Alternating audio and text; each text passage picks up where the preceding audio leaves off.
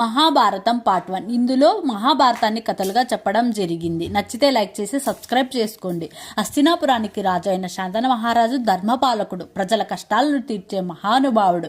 ఒకరోజు గంగానది తీరంలో వెళ్తుండగా ఆయనకు ఒక అద్భుతమైన స్త్రీ దర్శనమిస్తుంది. ఆమె ఎవరో కాదు, గంగాదేవి. గంగాదేవి సౌందర్యానికి, స్వభావానికి ఆకర్షితుడైన శాంతనుడు వివాహం చేసుకుంటానని గంగాదేవిని కోరగా ఆమె ఒక షరతును పెట్టింది. నేను చేసే పనులను మీరు ప్రశ్నించకూడదు, ప్రశ్నించినచో నేను వెళ్ళిపోతాను మీ దగ్గర నుంచి అని చెప్పగా ఆ షరతును అంగీకరించిన శాంతనుడు ఆమెను వివాహం చేసుకుంటాడు.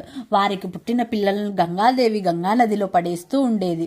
శాంతనుడు గుండె పగిలిన మాట ఇచ్చినందుకు మౌనంగా ఉండేవాడు. చివరి బిడ్డను గంగాదేవి తన నదిలో వేయబోతుండగా శాంతనుడు ఆగలేక ప్రశ్నిస్తాడు.